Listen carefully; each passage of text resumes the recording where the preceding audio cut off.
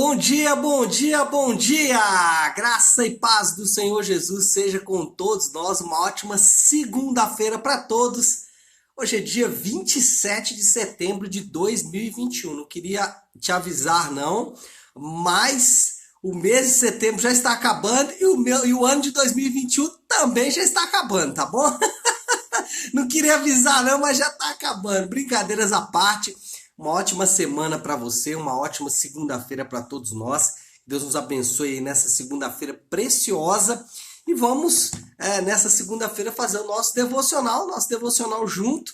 Na sexta-feira nós não conseguimos estar juntos aqui para fazer o devocional. Eu tive um resfriadozinho aí no final de semana que me atrapalhou em todas as minhas atividades, ainda que eu tivesse muitas atividades no final de semana. Mas Deus sabe de todas as coisas e nós acabamos tendo que cuidar aí bem desse nosso resfriado. Ainda estou com a voz um pouco anasalada, mas graças a Deus 100% recuperado. O corpo já está bom, já não estou sentindo mais aqueles sintomas do resfriado. Mas bora lá, devocional. Hoje, segunda-feira, nós vamos falar de um assunto bem interessante. Vamos falar sobre o tema orgulho. Na verdade, eu usei como título aí do nosso devocional: o orgulho precede a queda. Esse texto está lá em Provérbios 16:18. Salomão fala sobre essa verdade. O sábio Salomão fala sobre essa verdade: o orgulho precede a queda. E é interessante porque às vezes sem sentir, às vezes sem perceber, nós podemos nos tornar pessoas orgulhosas. Nós podemos nos tornar pessoas orgulhosas, por exemplo, da nossa família.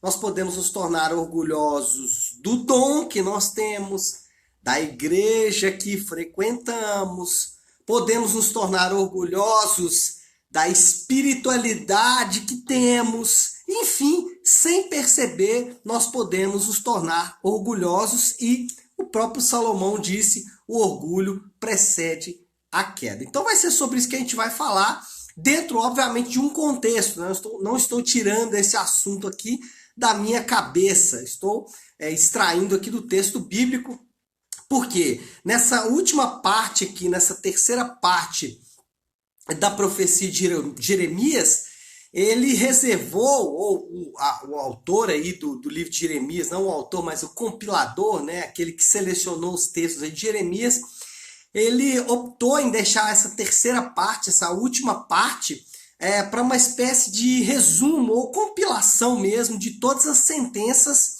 de Deus contra as nações. Então, Jeremias pegou ali todas as sentenças de Deus contra aquelas nações e compilou tudo nessa terceira parte. Então, o que você vai ver é as palavras de Deus, a mensagem acerca da Babilônia, a mensagem acerca de Quedar, de Elão, de Amon, de Edom, do Egito, todas as nações ali da região. Deus dá sentenças específicas para cada um daqueles povos. Agora, uma coisa chama muita atenção: cada um desses povos, você lê o texto, você pode ir aí grifando como eu fiz, cada um dos povos tinha pelo menos um motivo de orgulho. Uns se orgulhavam dos seus camelos, outros se orgulhavam das suas belezas naturais. Cada um se orgulhava de uma coisa. E cada um desses orgulhos foi um ponto que Deus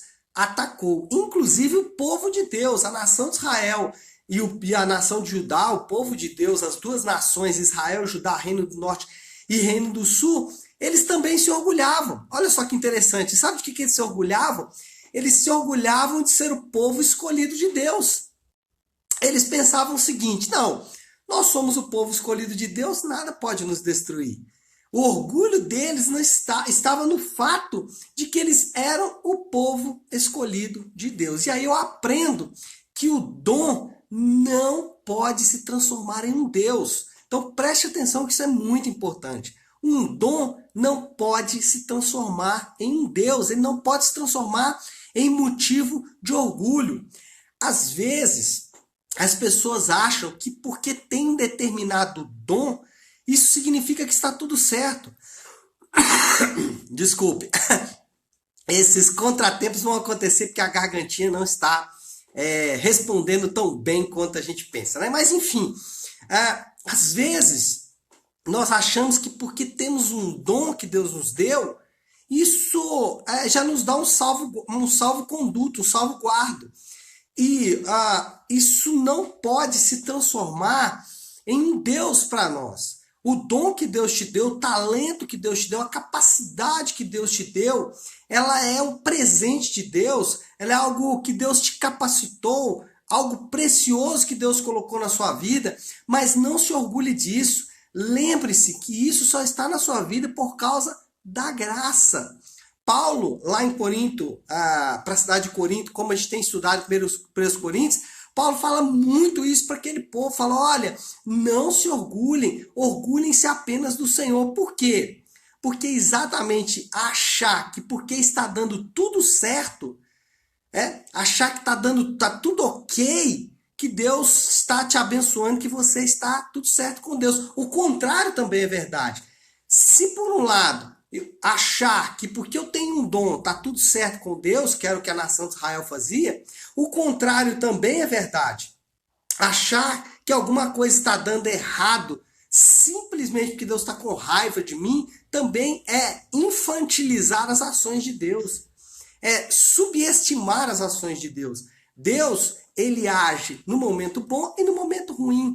A nossa percepção da situação é que não pode transcender a questão do orgulho. Eu não posso achar que porque eu estou fazendo tudo certinho que eu tenho motivo para me orgulhar. Não. Se estou fazendo tudo certinho, a glória tem que ser dada para Deus. Então, a primeira coisa, tome cuidado com o orgulho, com o dom, para que o dom não se transforme em um Deus. Desculpe, irmãos. Perdão, tentei resistir ao máximo, mas não consegui. Vamos lá. Qual o principal problema do orgulho? O principal problema do orgulho é confiança mal depositada. Quando eu começo a confiar em coisas, em vez de confiar no Senhor, isso de fato se transforma em um grande problema. Olha só, Paulo diz: quem orgulhe-se, orgulhe-se no Senhor. Muitas vezes nós podemos começar a confiar em coisas. Coisas como dinheiro. Pessoas podem confiar até em coisas boas como saúde. Então, já ouviu aquela expressão? Se tiver saúde, o resto vai. Será que isso é verdade? Será que eu não estou colocando a minha confiança no lugar errado? Orgulho é exatamente isso. Orgulho é colocar a confiança no lugar errado.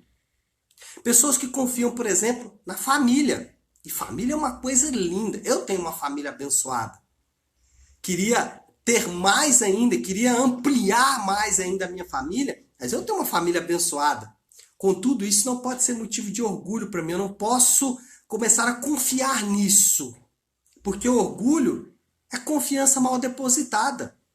Confiar, por exemplo, na igreja. Então, eu frequento uma igreja saudável, ou eu frequento uma igreja histórica, ou eu frequento uma igreja avivada, ou eu frequento uma igreja bíblica. Não importa. Confiança mal depositada. Não é a igreja que você frequenta que vai te salvar ou que você deve depositar a sua confiança. Ainda que frequentar uma igreja saudável, nos moldes que eu acabei de falar, uma igreja bíblica, uma igreja histórica, uma igreja saudável, seja muito bom. Mas cuidado. Confiança mal depositada.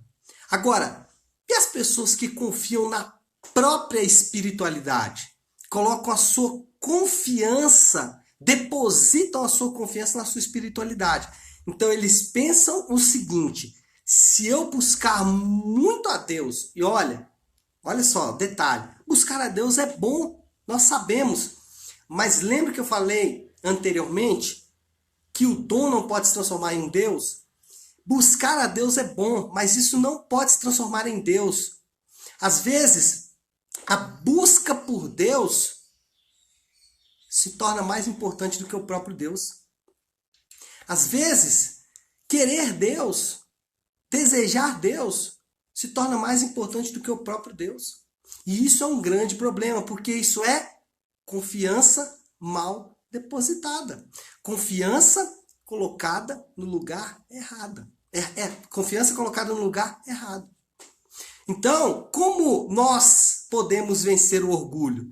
Nós vencemos o orgulho olhando firmemente para o autor e consumador da nossa fé. Essa é a estratégia, por assim dizer, esse é o direcionamento, por assim dizer, do autor de Hebreus. Olhando firmemente para o autor e consumador da nossa fé. E por que olhar firmemente para o autor e consumador da nossa fé quebra o nosso orgulho? Porque a cruz, ela, ao mesmo tempo que ela oferece um motivo de vergonha, ela oferece também um motivo de orgulho. Ela faz as duas coisas ao mesmo tempo. A cruz, ela primeiro, ela quebra todo orgulho. Porque quem está na cruz pagando pelos nossos pecados não somos nós mesmos. A maior dificuldade de pregar o evangelho, às vezes, para algumas pessoas, é você ter que falar para essa pessoa que o pecado dela vai ser perdoado em Jesus. Ela não consegue acreditar nisso porque ela quer fazer alguma coisa. É orgulho. Ela quer depositar a sua confiança, de preferência, nela mesma. Por isso que quando você fala, você tem que buscar a Deus, e como eu disse, isso é bom. Aí ela fica aliviada, ela fala, ufa, achei que eu não ia ter nada para me orgulhar. Por quê? Porque o orgulho é inerentemente ligado à nossa natureza pecaminosa. Então, vencemos o orgulho quando olhamos para a cruz, porque na cruz, de fato, nós não temos do que nos orgulhar. O que nós fizemos ali? Nada. Ali foi alguém fazendo algo por nós. Ao mesmo tempo, ao olhar para a cruz, nós vamos ver exatamente o único motivo de orgulho que nós temos. Porque foi naquela cruz que ele morreu por nós. Então, ao mesmo tempo, a cruz oferece para mim e para você, ao mesmo tempo, um motivo de vergonha, que acaba com todo o nosso orgulho. Nós não temos do que nos orgulhar, porque ele estava lá por mim e por você. Ao mesmo tempo, a cruz oferece o único motivo de orgulho que devemos ter. Ele morreu por nós naquela cruz. Portanto, meus amados irmãos, e já para caminhando aí para o fim do nosso devocional de hoje, devemos ter sempre muito cuidado com as falsas seguranças. Muito cuidado com as falsas seguranças, com as falsas promessas. São promessas boas e fazem todo sentido para a nossa mente, mas produz orgulho. Cuidado com as falsas seguranças. Elas fazem todo sentido para a razão, mas não alteram o nosso coração. A única coisa capaz de alterar o nosso coração é a cruz de Jesus. Por quê? Porque nela eu vejo a minha vergonha, o que eu fiz, todos os meus pecados estão escancarados diante do mundo inteiro. Por outro lado, a cruz também é o único motivo de orgulho para mim e para você. Ele morreu no nosso lugar. Então, cuidado com as falsas esperanças. Coloque todo o seu orgulho em Jesus. E para finalizar de fato e orarmos aí nessa segunda-feira, eu queria deixar aqui um desafio. O desafio do Léo. Eu gosto de dizer sempre que esse devocional que eu compartilho com vocês é o meu devocional.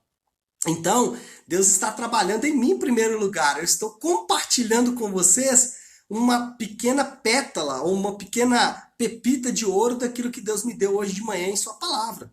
Então, o desafio hoje para mim, que eu quero compartilhar com você, se você quiser entrar nesse desafio comigo, é quem precisa, ou o que, né? Seria melhor o que. Ou que ou quem, às vezes pode ser uma pessoa também, né? Mas quem ou que precisa sair do trono do orgulho na sua vida?